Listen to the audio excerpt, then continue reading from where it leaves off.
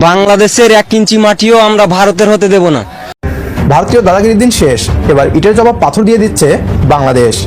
এতদিন বাংলাদেশ সীমান্তে গুন্ডামির রাজত্ব করেছে ভারতীয় বিএসএফ। নির্বিচারে বাংলাদেশিদের উপর গুলি চালিয়েছিল তারা।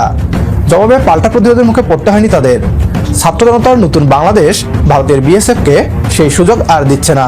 ছাত্র জনতার গণ অভ্যুত্থানের মুখে দিল্লির সেবাদাসী হাসিনার পলায়নের পর সীমান্তে যেন এক শক্তিশালী বাংলাদেশ দেখছে আগ্রাসী ভারত। সীমান্তে ভারতের বিএসএফ এর আগ্রাসন রুখে দিতে মাতৃভূমি রক্ষায় এক বিন্দু ছাড় দেওয়া হবে না আধিপত্যবাদী ভারতকে। সম্মানিত দর্শক মণ্ডলী, বাংলার দামাল ছেলের বজ্র কণ্ঠে ধ্বনিত হচ্ছে, আমার দেশের 1 ইঞ্চি মাটিও আমি ভারতের ওই দখলদারদের কেড়ে নিতে দেব না।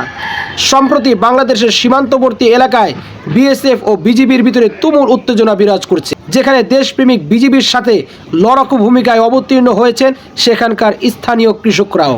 ফলে ভারতের ওই দখলদার বিএসএফরা ভয়ে লেজ গুটিয়ে পালাতে বাধ্য হয়েছে। কি ঘটেছিল সেখানে, এ নিয়েই থাকছে আজকের ভিডিওতে বিস্তারিত প্রতিবেদন। তাই আজকের প্রতিবেদনটি অত্যন্ত গুরুত্বপূর্ণ হতে যাচ্ছে। দেশপ্রেমিক সকলকেই আজকের ভিডিওটি দেখার জন্য আহ্বান করছি। আর একটি ছোট্ট রিকোয়েস্ট করছি, তা হলো যদি আপনি আমাদের এই চ্যানেল নতুন দর্শক হয়ে থাকেন, অবশ্যই আমাদের এই চ্যানেলটি সাবস্ক্রাইব করে একটি লাইক দিয়ে পাশে থাকা বেল বাটনটি অন করে দিবেন। তাই আর কথা নয়, চলুন সরাসরি আমরা ভিডিওতে চলে যাই। বাংলাদেশ ভারত সীমান্তে আবারও উত্তেজনা, কেবল উত্তেজনা নয়, চরম উত্তেজনা। তবে এবার আর ভারতীয় বাহিনীর চোখ রাঙ্গানি দেখছে না বিজিবি। চোখে চোখ রেখে জবাব দিচ্ছে, এমনকি নিজেরাও চোখ রাঙ্গানি দিচ্ছে। কেবল বিজিবি নয়, জবাব দিচ্ছে বাংলার দামাল ছেলেরাও। এরই মধ্যে বেশ কিছু এলাকায় লাঠি সোটা নিয়ে দৌড়ানি দিয়েছে বিএসএফকে। ধরে নিয়ে জব্দ করেছে এক অবৈধভাবে বাংলাদেশে ঢোকা কিছু ভারতীয়কেও। সব মিলে সীমান্ত এলাকায় আসলে কি ঘটছে? চাঁপাইনবাবগঞ্জের শিবগঞ্জ উপজেলার চৌকা সীমান্তে ভারতীয় সীমান্তরক্ষী বাহিনী বিএসএফ বিনা নোটিশে কাঁটাতারের বেড়া নির্মাণ শুরু করেছিল। তার জন্য মাটি খনন কাজ শুরু করলে বাধা দেয় বর্ডার গার্ড বাংলাদেশ বিজিবি। এ পরিস্থিতিতে কাঁটাতারের বেড়া নির্মাণ কাজ বন্ধ রেখেছে বিএসএফ। দীর্ঘ 50 বছর পর বিএসএফকে সবক শেখালো বিজিবি। বাংলাদেশের স্বাধীনতার পর থেকে ভারতীয় রাজনীতিবিদরা যেমন আগ্রাসন চালিয়েছে, তেমনি সীমান্তে আগ্রাসন চালিয়েছে বিএসএফ। কখনো সীমান্তে অবৈধ দখলদারি, আবার কখনো নির্বিচারে গুলি করে বাংলাদেশের বহু মানুষ হত্যা করেছে ভারত। তবে এবার বিএসএফকে মোক্ষম জবাব দিয়েছে বিজিবি। নির্ধারিত আইন না মেনে বাংলাদেশের অভ্যন্তরে কাঁটাতারের বেড়া নির্মাণ করতে এসেছিল বিএসএফ। এতে ক্ষিপ্ত হয়ে ভারতীয় বাহিনীকে বাধা দেয় বিজিবি। ভারত গত 15 বছর ধরে বাংলাদেশের মানুষের গণতন্ত্র এবং মানবাধিকারকে ভুলুণ্ঠিত করে ফ্যাসিস্টদের পাশে থেকেছে। বিএসএফ এর গুলিতে বছরের পর বছর মানুষ মারা গেলেও চুপ ছিল হাসিনা সরকার। এমনকি আওয়ামী সরকারের আমলে সীমান্তের নোম্যান্স ল্যান্ড থেকে 50 গজ এগিয়ে বাংলাদেশের অভ্যন্তরে একটি কাঁচা রাস্তা নির্মাণ করেছিল ভারত। শেখ হাসিনা তার নীরবে মেনে নিলেও এবার আর শান্ত থাকেনি বিজিবি। থমথমে ভারত বাংলাদেশ সীমান্ত। ভারতের সীমান্তরক্ষী বাহিনীর স্পর্ধায় হতবাক এই অঞ্চলের মানুষ। কোনো ধরনের অনুমতি ছাড়াই বাংলাদেশের বেশ কয়েকটি সীমান্তে প্রবেশ করে কাঁটাতারের বেড়া নির্মাণের চেষ্টা করা হয়েছে। তবে এসব প্রচেষ্টা নস্যাৎ করে দিয়েছে বাংলাদেশ। বুধবার চাঁপাইনবাবগঞ্জের শিবগঞ্জের চৌকা সীমান্তের ওপারে ভারতের সুখদেবপুর সীমান্তে ভারতীয় সীমান্তরক্ষী বাহিনীর কাঁটাতারের বেড়া নির্মাণ নিয়ে সোমবার থেকে স্থানীয়দের মধ্যে উত্তেজনা। সম্ভবত একই বলে দেশপ্রেম। পুরোটা ছবি দেখাইতে পারি নাই, কারণ হচ্ছে কি এটা কমিউনিটি গাইডলাইন আসবে। আর বাংলাদেশের মানুষ যে দেশকে কত ভালোবাসে, শুধুমাত্র মুজিব কোট, ধানের শীষের ট্যাগ, দাড়িপাল্লার ট্যাগ, টুপি, পাঞ্জাবি, এগুলোর মধ্যে আমরা আসলে ভাবি যে তারাই তো আসলে দেশপ্রেম প্রকৃতপক্ষে করে। কিন্তু চাঁপাইনবাবগঞ্জ সীমান্তে ভারতীয় বিএসএফের অত্যাধুনিক মেশিনারিজের সামনে একজন কৃষকের হাতে একটা সেনি নিয়ে বৈশা থাকা বিজিবির পাশে সাহস যোগানো, এই দৃশ্য একটা জিনিস প্রমাণ করছে যে বাঙালির ভিতরে দেশপ্রেম আছে। 1971 সালে যারা ভাবতাম আমরা কেমনে স্বাধীন হয়েছে পাকিস্তানিদের সাথে, এমনিই স্বাধীন হয়েছে, এমনি। এই ছবিটা অনেকে দেখছেন তাই না? সরিষা ক্ষেত্রের মধ্যে পরীক্ষা খনন করা পাশে বিজিবি দাঁড়ানো, আর আমাদের এক কৃষক এরকম নিয়ে উৎপাইতা রয়েছে। ভাবা যায় যে এত অত্যাধুনিক অটোমেটিক রাইফেল তাদের হাতে আছে, একটা গুলি করলে জীবন শেষ। কিন্তু সাহস দেখছেন, সেলুট জানাই আমরা সেই কৃষককে। তাদের কারণে বাংলাদেশটা টিকে আছে। আর বাকিরা তো জনসেবার রাজনীতি, দেশ সেবার কথা বললেও আদৌ কতটুকু করে সেটা আমরা সবাই জানি। তবে হ্যাঁ, ভালো মানুষ কিছু আছে, তবে তাদের সংখ্যাটা অনেক কমে গেছে।